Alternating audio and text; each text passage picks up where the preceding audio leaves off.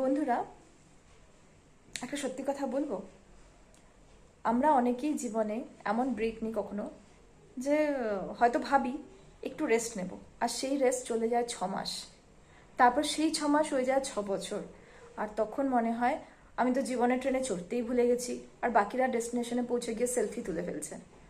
কিন্তু বিশ্বাস করো, জীবনের বইয়ে নতুন পেজ খোলার জন্য কোনো সময় লেট হয় না। তার জন্য হয়তো আমাদেরকে কিছু কাজ করতে হয়। যেমন ফার্স্ট স্টেপ, নিজের পাস্টকে মেনে নেওয়া, যে যা হয়েছে হয়ে গেছে।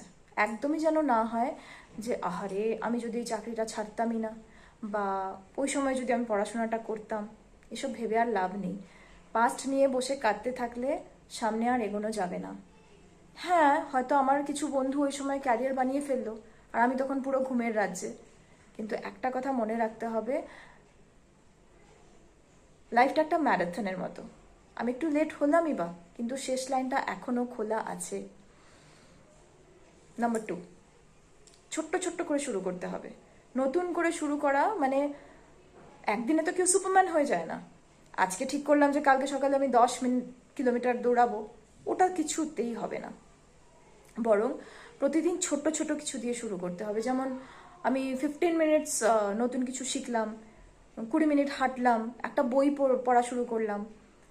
সবচেয়ে বড় জিনিস হচ্ছে শুরুটা করতে হবে। আর এভাবেই ধীরে ধীরে ব্রেন আর শরীর না ইউজ টু হবে যে হ্যাঁ আমি আবার রাস্তায় ফিরছি। নাম্বার 3, নিজেকে আপডেট করতে হবে। বন্ধুরা, পৃথিবী কিন্তু থেমে থাকে না। আমি হয়তো ব্রেকে ছিলাম, কিন্তু পৃথিবী ইন দ্য মিন টাইম 10 বার আপডেট হয়ে গেছে। তাই নতুন কিছু শিখতে থাকা খুব জরুরি। না হলে হয়তো এমন অবস্থা হবে যে আমার বন্ধুরা হয়তো এআই দিয়ে কাজ করছে, আর আমি এখনো এক্সেল খুলতে আমি পাসওয়ার্ডই ভুলে বসে আছি। তাই কিছু নতুন স্কিল শিখতে হবে। ইউটিউব দেখে, অনলাইন দেখে, যাই হোক আজকাল অনেক রাস্তা খোলা রয়েছে।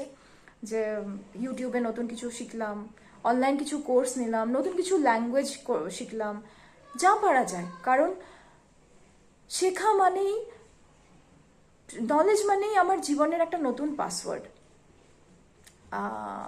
নাম্বার 4, লোকের সঙ্গে কানেক্টেড হতে হবে। একটা ব্রেক নেওয়ার পর যখন একা একা নতুন করে স্টার্ট করা হয়, অনেক সময় মন খারাপ হয়, হয়তো ওই অপরচুনিটিটা পাওয়া যায় না।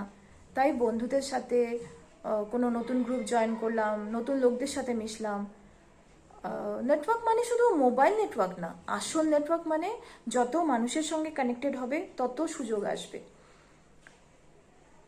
এবার হচ্ছে আসল কথা, সেটা হচ্ছে নাম্বার 5, পজিটিভ মাইন্ডসেট। সবচেয়ে বড় কথা, আমার মাইন্ডসেটটা হচ্ছে মেইন। যদি ভাবি আমার কাজ শেষ, তাহলে সত্যিতেই শেষ। আর যদি ভাবি যে আসল খেলা তো এখনো বাকি, তখনই নতুন এনার্জি আসবে। আর আমাকে দেখে হয়তো মানুষ বলবে, আরে এ তো সেকেন্ড ইনিংসে ভালো সেঞ্চুরি করে ফেলছে। হ্যাঁ, লাইফে সেকেন্ড ইনিংসেও অনেক সময় ফার্স্ট ইনিংসের চেয়েও ভালো রেজাল্ট করা যায়, সাকসেস পাওয়া যায়। আর সবচেয়ে আসল জিনিস হলো ধৈর্য ধরা। সব কিছু সময় নেয়। নতুন শুরু মানেই সঙ্গে সঙ্গে নতুন রেজাল্ট পাওয়া যায় না। আজকে জিমে গেলাম, একদিন ডাম্বেল তুললেই যে কালকে একদম পুরো স্ট্রং হয়ে গেলাম, আমার বডি হয়ে গেল, এগুলো সিনেমায় হয়, বাস্তবে হয় না, রিয়েল লাইফে হয় না সেসব।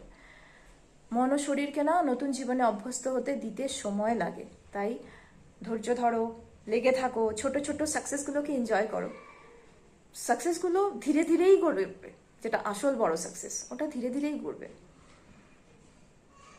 বন্ধুরা, একটা লম্বা ব্রেকের পর নতুন করে শুরু করা খুব কঠিন, কিন্তু অসম্ভব একেবারেই না। আমার হাতে এখনো কলম আছে, আমার গল্প এখনো শেষ হয়নি। এটা জাস্ট একটা চ্যাপ্টার ব্রেক।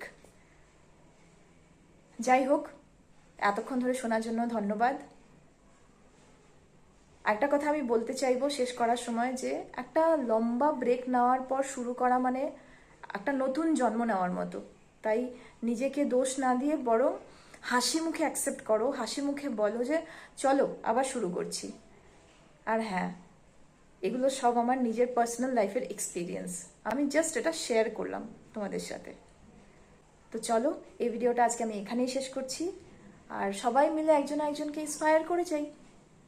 চল তবে, নিজের যত্ন নেবে, হাসি খুশি থাকো। আবার দেখা হবে পরের ভিডিওতে।